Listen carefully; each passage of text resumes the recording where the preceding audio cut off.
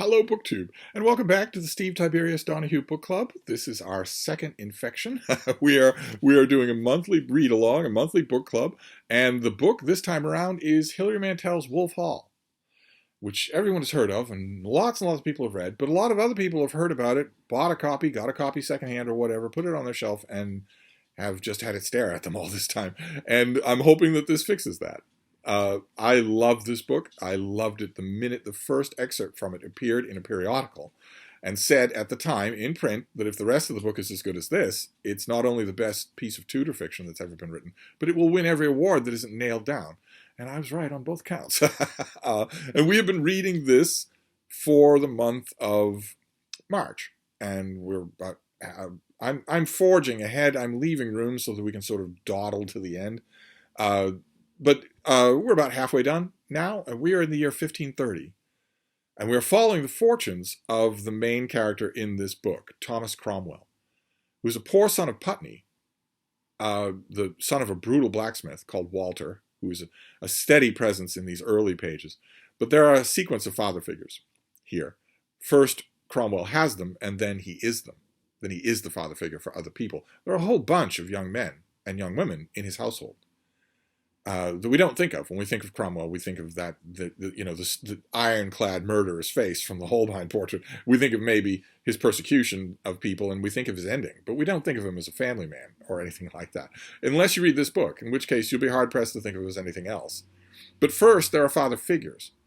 His father his actual father in Putney is a horrifying figure, a brute, a monster. But there's also Cardinal Wolsey, who was featured in a fascinating scene that we read last time. Who is the highest figure in the land aside from the king. He's the most powerful person in England. Gigantic number of lands and benefices, huge amounts of temporal as well as spiritual power. Henry's foremost advisor in domestic and foreign affairs. And Wolsey falls afoul of Henry for a number of reasons. And he also falls afoul of Anne Boleyn, who is on the rise in this book, and who hates Wolsey.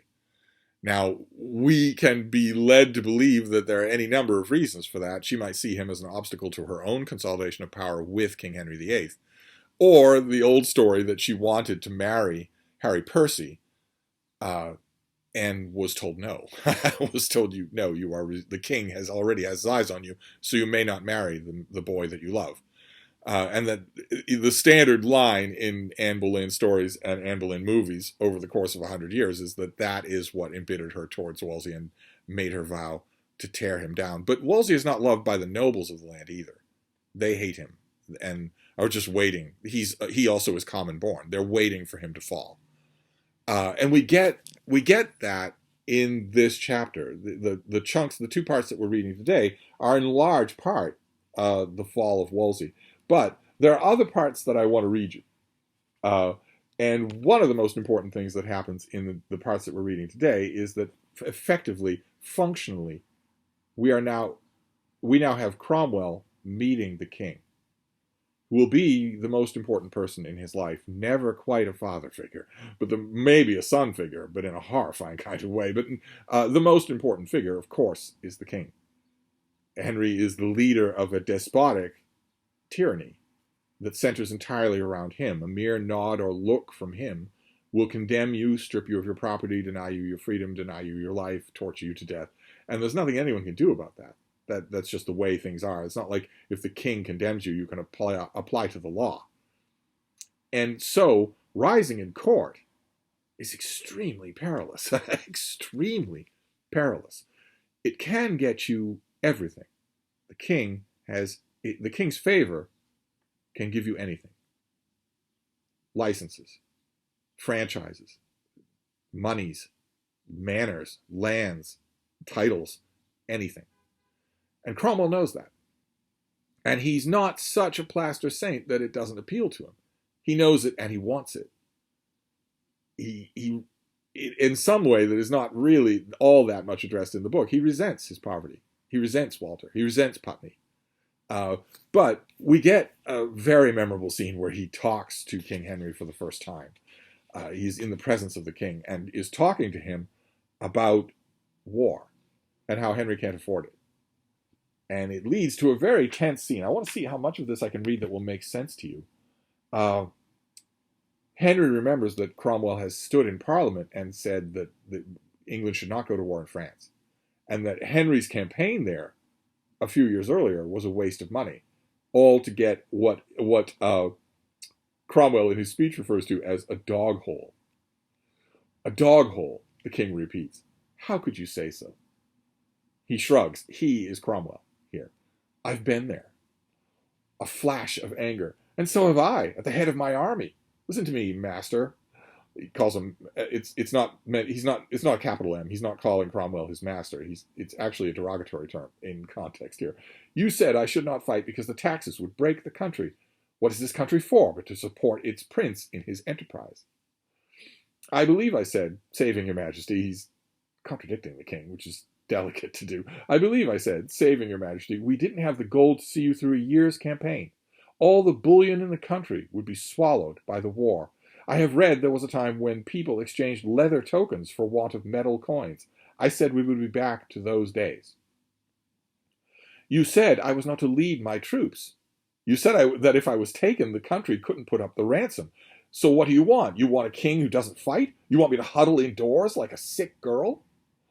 That would be ideal for fiscal purposes. The king takes a deep, ragged breath. He's been shouting. We didn't know this until now. He's been shouting. Now, and it's a narrow thing, he decides to laugh. You advocate prudence. Prudence is a virtue, but there are other virtues that belong to princes. Fortitude. Yes, cost that out. It doesn't mean courage in battle. Do you mean to read me a lesson? Cromwell is telling him there are kinds of fortitude that don't cost money. It's a dangerous thing to do. It's a very dangerous line to take with Henry. It's unlikely that it happened this way. Let's just put it that way. It means fixity of purpose. It means endurance. It means having the strength to live with what constrains you. Henry crosses the room, stamp, stamp, stamp in his riding boots. He is ready for the chase. He turns rather slowly to show his majesty to better effect, wide and square and bright. We will pursue this. What constrains me? The distance, he says. He, again, is Cromwell. The harbors, the terrain, the people, the winter rains and the mud. When your majesty's ancestors fought in France, whole provinces were held by England. From there we could supply, we could provision. Now that we have only Calais, we must support. How must we support an army in the interior? The king stares out into the silver morning. He bites his lip. Is he in a slow fury, simmering, bubbling to a boiling point? He turns, and his smile is sunny. I know, he says. So when next we go into France, we will need to take a seacoast. Of course, this is Cromwell thinking. Of course, we need to take Normandy, or Brittany, that's all. Well reasoned, the king says. I bear you no ill will. Only I suppose you have no experience in policy or in the direction of a campaign. He, that is Cromwell, shakes his head. None. You said, before, I mean, in the speech of yours to Parliament, that there was £1,000,000 in gold in the realm. I gave a round figure. How would you find that figure? I trained in Florentine banks and in Venice. The king stares at him. Howard, that is the Duke of Norfolk, said you were a common soldier. That too. Anything else? What would your majesty like me to be? Which is going to be the key to Cromwell's rise. What would your majesty like me to be? The king looks at him full in the face, a rare thing with him. He looks back. It is his habit. It would also cost him his head, but like I said, this isn't necessarily how this encounter probably went. Master Cromwell, your reputation is bad. He inclines his head that he is Cromwell. You don't defend yourself? Your majesty is able to form his own opinion. I can. I will. That is a wonderful combination of thrilling and also foreboding. This is not an easy relationship. This is a dangerous thing. But we also meet lots of other people. One person who comes to the fore in the chapters that we're reading today is Chapuis, who is an ambassador in King Henry's realm, who ends up being a kind of stalking horse and conversation mate for Cromwell. He's a diplomat. He's playing his own game at all times and sending back dispatches to his master always. But he's trying to put up a front. a civilized front, that we're all men, we're all just in the employ of our various masters. That doesn't mean we're enemies. And he's described wonderfully here. Mantell does a great job in things like this. Everything Chapuis does, he notices, that is Cromwell, notices, is like something an actor does. When he thinks, he casts his eyes down, places 2 fingers to his forehead. When he sorrows, he sighs. When he is perplexed, he wags his chin, he half smiles. He's like a man who has wandered inadvertently into a play, who has found it to be a comedy, and decided to stay and see it through. That is wonderful stuff. We also get, always, frequently, we get references to Putney. We get Cromwell, especially in this part of the book, where he is on the rise. He has met Henry, and he intrigues Henry, which is the all-important thing. He's also met, we talked already last time, but he's come to know the Duke of Norfolk. And Norfolk has said to him, why are you such a fully realized person? You shouldn't be. You don't rank high enough to be a fully realized person. And Cromwell says, I can't help it. And here we're told Henry looks him straight in the face, and Cromwell looks straight back, because it's his habit to do. And it intrigues Henry, which is all that you really need to rise, is that you get his attention, that you feel like this might be something interesting. You get the feeling that that's probably what endeared Wolsey to Henry's father. But we get this wonderful reflection on Cromwell, on Putney, on his humble origins. He thinks, that is Cromwell, if you were born in Putney, you saw the river every day and imagined it widening out to sea. Even if you had never seen the ocean, you had a picture of it in your head from what you had been told by foreign people who sometimes came upriver. You knew that one day you would go out into the world of marble pavements and peacocks, of hillsides buzzing with the heat, and the fragrance of crushed herbs rising around you as you walked. You planned for what your journeys would bring you, the touch of warm terracotta, the night sky of another climate, alien flowers, the stone-eyed gazes of other people's saints. That is just marvelous. That is just marvelous. And little gems like that stud these pages. They are a reason to read, if nothing else.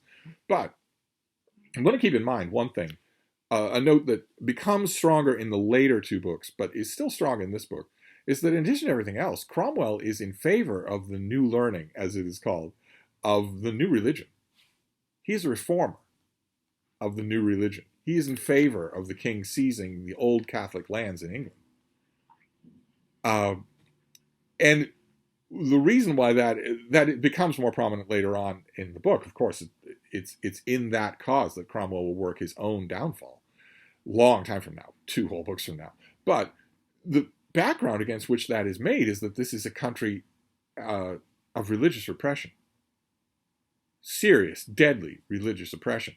The man who is trying to promulgate the Bible in English is being hunted. If Cromwell or Thomas More could find Tyndale, they would kill him, torture him to death in public. And plenty of people are tortured to death in public. They are burned for being heretics, schismatics, lollards, and we get those scenes, sometimes in graphic detail. And the scene that I want to end with for today is one of the most memorable things in the whole trilogy for me. And it's the aftermath of that. It's a memory of Cromwell. He's remembering when he was a little boy and saw a group of heretics burned to death. He fled from his father. He had an errand to do for Walter and wasn't doing it, had done it wrong, was facing horrible punishment. He thinks death. When he comes across people being burned to death, a woman being burned to death, and he watches the whole thing. And it's described in some detail. And then there is an ending. He's still there. He's cowering under the stands where the spectators were until the whole spectacle was over. Horrifying as that is to say, there was a crowd, and then the crowd dispersed. When the woman had died, and the body was burned and burned and burned until the figure, think of the tallow of a candle. And well, I want to read you a chunk of it here because I want to see if it will be as memorable to you as it was to me. The stink of the woman was still in the air. He, that is Cromwell, the boy Cromwell, wondered if she was in hell now or still about the streets. But he was not afraid of ghosts. They put up a stand for the gentleman, and though the canopy was taken down, it was high enough off the ground to crouch under for shelter. He prayed for the woman, thinking it could do no harm. He moved his lips as he prayed. Rainwater gathered above him and fell in great drops through the planking. He counted the time between the drops and caught them in his cupped hand. He did just this for a pastime. Dusk fell. If it were an ordinary day, he would be hungry by now and gone looking for food. In the twilight, certain men came, and women too. He knew because there were women, and they were not officers of the people who would hurt him. They drew together, making a loose circle around the stake on its pile of stones. He ducked out from under the stand and approached them. "You will be wondering what has happened here," he said, but they did not look at him or speak to him. They fell to their knees, and he thought they were praying. "I have prayed for her too," he said, this carping little boy. They're not paying him any attention. "Have you? Good lad," one of the men said. He didn't even glance up. If he looks at me, he thought, he will see that I am not good, but a worthless boy who goes off with the dogs and forgets to make the brine bath for the forge. So when Walter shouts, "Where's the effing slake tub?" it's not there. With a sick lurch of his stomach, he remembered what he had not done and why he must be killed. He almost cried out, as if he were in pain. He saw now that the men and women were not praying. They were on their hands and knees. They were friends of the Lawler, and they were scraping her up. One of the women knelt, her skirts spread, and held out an earthenware pot. His eyes were sharp, and even in the gloom, out of the sludge and muck, he picked out a fragment of bone. "Here's some," he said. The woman held out the bowl. "Here's another." One of the men stood apart, some way off. "Why does he not help us?" he said. "He is the watchman. He will whistle if officers come." "Will they take us up?" "Hurry, hurry," another man said. When they had got a bowlful, the woman who was holding it said, "Give me your hand." Trusting, he, that is Cromwell, the little boy, Cromwell, held it out to her. She dipped her fingers into the bowl. She placed on the back of his hand a smear of mud and grit, fat and ash. "Jane Bowton," she said.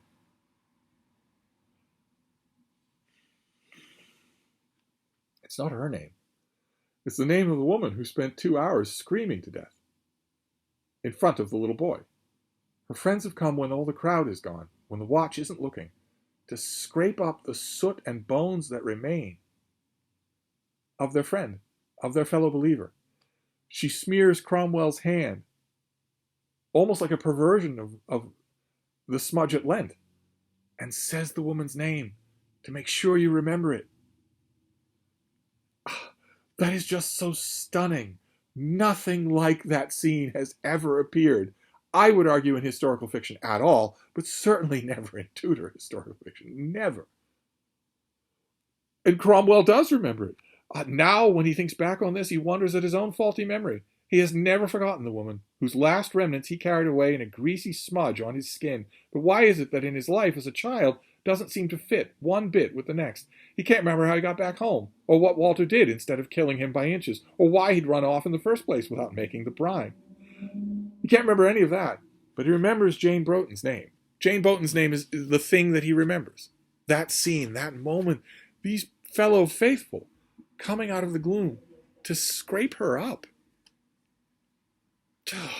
That scene is just amazing. And there are about 5 or 6 like that, all throughout this book, all throughout the other books. A condemned heretic in prison, briefly putting his hand over a candle flame to try to acclimate himself. He knows what's going to be done to him. He's trying to acclimate himself. His finger over a candle flame to acclimate himself to his whole body being set on fire. And many other such scenes. We'll get to some of them, but that ends the parts that we're reading today. I had to share that because I love that moment. I just love that moment. So we're going to wrap this up. This has gone on a bit long. That is, we are doing Wolf Hall. We are continuing. So we're a little bit ahead of schedule. We did part 1 and part 2 for last week. Did part 2, part 3 and part 4 for today. And I'm assuming that we're going to do part 5 and part 6 for next time, which will leave us an extra week for maybe a live stream discussion or maybe a summing up or something like that.